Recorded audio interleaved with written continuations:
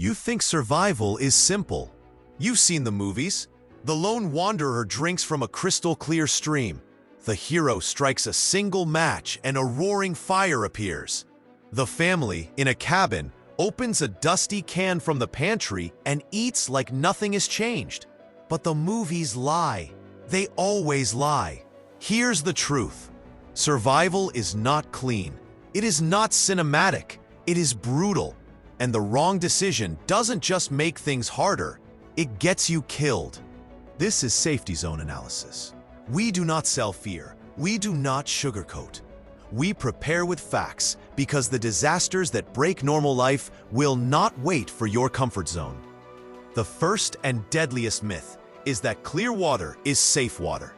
It looks pure, it tastes fresh, but it can carry parasites that tear through your stomach lining or invisible chemicals that burn your body from the inside. In 1993, Milwaukee learned this the hard way. 400,000 people were sickened by cryptosporidium in the city's water supply. The water looked fine. The danger was invisible. And in survival, invisible is deadly. Even in the mountains, clear streams can kill. Giardiasis, the so-called beaver fever, has taken down entire hiking expeditions. You do not get a warning label. You get cramps, dehydration, collapse. The fix is knowledge. Boil water for 1 full minute. Add bleach, just 8 drops per gallon. Filter it through cloth, coffee filters, sand. Survival is not about beauty. It is about chemistry and discipline. The second myth is that without professional gear, you are helpless. The world tells you you need a $300 gas mask, military filters, sealed suits, and yes, those work.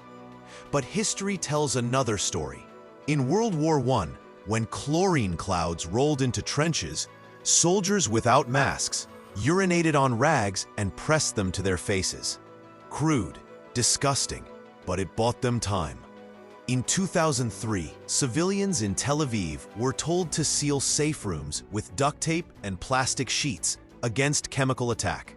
Did it make them invulnerable? No. Did it give them precious hours to survive until the worst passed? Yes. Improvisation is survival's oldest friend. Swimming goggles protect your eyes. Vinegar cloth blunts irritants. Garbage bags and tape can seal a window against toxic smoke. The difference is not money, it is knowledge. The third myth is deadly because it flatters the ego. The myth is that a gun guarantees survival. Hollywood worships the lone survivor with a rifle. People imagine themselves standing tall with bullets and bravado. But reality laughs at that myth. A gun does not give you clean water. It does not make food appear. It does not stop infection or heal wounds. After Hurricane Katrina, guns were everywhere in New Orleans. But the people who endured weren't the ones with the most bullets. They were the ones with clean water, batteries, medicine, and neighbors they could trust. A gun without preparation is a false shield. The fourth myth is food. People say cans last forever. Stock a basement with tuna and beans and you're set for life. But the reality is harsher. Cans rust. Seals break. Botulism grows in silence. In World War II, armies discovered entire stockpiles of rations spoiled beyond use. Men didn't die with bullets in their chest. They died in hospital tents with poisoned stomachs. The truth is simple.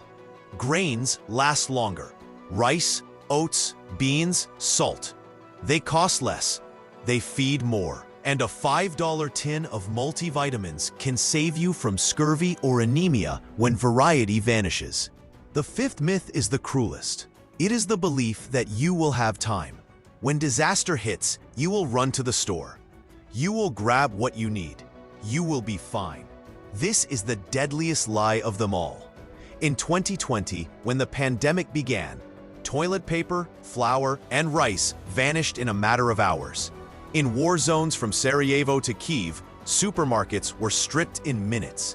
Once panic begins, supply ends. Preparedness is never built in the middle of chaos. Later does not exist. There are more myths, dangerous ones. People think eating snow is a way to hydrate. Wrong. Snow lowers your core temperature and accelerates hypothermia. People think fire cleans any meat. Wrong. Some toxins survive cooking. People think you can outrun panic. Wrong. Crowds kill faster than bullets when doors are too small and fear takes over. And the myths are not only physical, they are psychological. The myth that panic is unavoidable. The myth that chaos is inevitable. But history shows another story. In the London Blitz, civilians created order in the underground tunnels. In Fukushima, Japanese families lined up quietly for rations, even as radiation fears spread. Calm is not automatic. It is learned. Panic is a myth you can fight. So what does this mean for you? It means resilience does not come from money. It does not come from bunkers. It comes from knowledge, from calm, from preparation built with discipline. You need to test your gear. You need to practice sealing a room. You need to run a drill with your family. You need to know where your flashlight is. You need to know how to boil water when the power is gone. The most dangerous survival myth is not in Hollywood. It is in your head. The myth that it won't happen here, that disaster is always someone else's problem.